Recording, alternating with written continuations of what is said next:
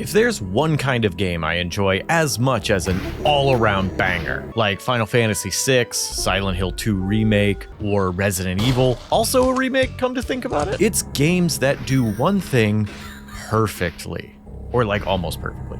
It doesn't have to be literally perfect. The moving narrative of To the Moon is enough to make it a Game of the Year contender for me, despite being an RPG Maker walking sim with a few puzzles. And they're about as difficult as putting your sock on the correct foot. House of Necrosis nails that single issue perfection as a strategic, roguelike dungeon crawler with player-initiated turns that consistently surprises the player with a plethora of situationally useful items, weapons, and abilities, and then creates a multitude of encounters where they're actually useful. Basically, it does risk-reward decisions with unusual situations, possibly better than any game I've played at time of recording. So how does it do it? Through a variety of mechanics, all built on a unified foundation. No enemy moves or takes an action until you do. Everything, and I mean everything, is perfectly calculated around that single mechanic. In that consistency, your ability to take control shines. And when things eventually go sideways, it's clear you're the one responsible for it. Like the player, basic enemies can only move one square at a time. You can use this to get better positioning and utilize hallways, but have to be aware of your surroundings, or an enemy can come from somewhere unexpected and put you in a coffin of your design. Since almost everything moves one space at a time, avoiding a fight is almost always an extremely temporary solution. Add traps, the randomized layout of each level, and not knowing where the exit is, and all these small pieces add up to become a complex machine whose function is to crush you. Once you figure out movement, you have to remember what enemies do. Think you can relax because this worm has like 3 HP? Miss one step and he'll ruin your day by poisoning you. Relying on your gun or throwing items to keep your distance? This Beefosaurus will gum pistol you from just as far. Think you can tank hits from this big ooze because you found some sturdy armor? Well, every time you hit it, it'll drop a smaller ooze in a free space around it. So, if you don't get into a prime position or use other enemies to block spaces, they'll spawn enough children to murk you. You have to learn the behavior and abilities of each enemy to understand how to outmaneuver them, because a frontal assault will land you a game over.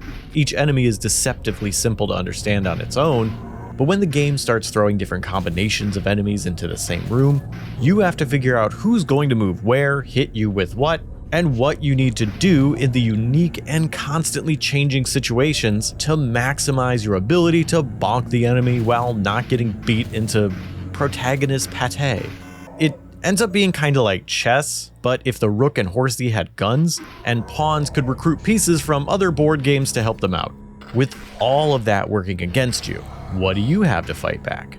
You start with a knife for melee attacks and a pistol that can hit up to 3 squares in front of you. Melee attacks are infinite, but your gun requires ammo. Exploring and killing enemies lets you find ammo, armor, and better melee weapons and guns, as well as hexes you can throw to do a variety of things like turn an enemy into an item, confuse them, push them, make you teleport, steal health, and more things that I just don't recall at this moment. You'll also learn spells that only work once per run. Each spell is situational, but will come in clutch when you find yourself in that situation, if you can remember to use it. You do learn a lot of spells as you keep going, and it is easy to forget that I have one that just turns everybody into crows. What sets House of Necrosis apart from many games is that it gives you a plethora of useful situational abilities and actually follows through with a variety of situations in which they're useful. Too often, I play games that give you an item that's technically helpful, but it's for a situation I might not ever find myself in. Like the wind bracelet item in Dokapon Kingdom that reduces damage of wind field magic, which I'm not even sure wind field magic exists in Dokapon.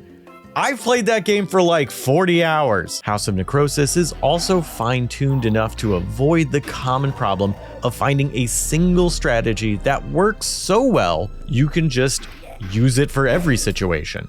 I can't just pump all my points into magic and then cast Meteor Strike every time there's more than 2 enemies. I have to think about every situation and adapt when a C4 laden zombie I wasn't expecting rounds a corner and traps me between a bunch of spiders. Some weapons also get specific abilities, such as a melee weapon that fires a bullet when your health is full, which will completely change how I play. And I'll start utilizing distance, saving and using push hexes, and constantly topping off my health.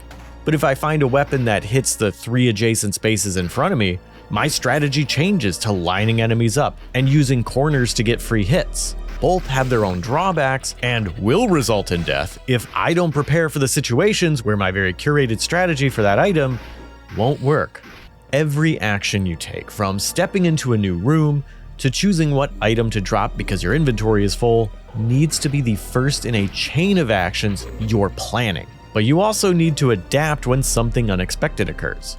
Because, boy howdy, unexpected things will occur. Like this one time when I spawned in and immediately, with all that praise, and I do mean it, I don't want to mislead you into thinking House of Necrosis is perfect in every way.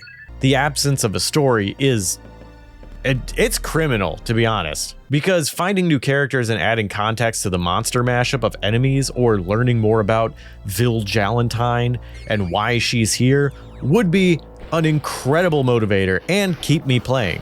If the NPCs pulled a Hades and actually revealed more about them and the mansion and the situation you're in after each failed run, you'd find me still delving into that mansion right now. But after beating the final boss, the second playthrough was more of the same, but with all of the weapons I managed to save in my box, so I didn't have to start with a basic combat knife, which unfortunately isn't enough incentive to keep the game installed. Despite longing for it to have more, I thoroughly enjoyed my 20 hours with House of Necrosis. Even if I don't pick it up again, I think its choice-driven, situational, risk-reward gameplay is fantastic and absolutely worth telling you about.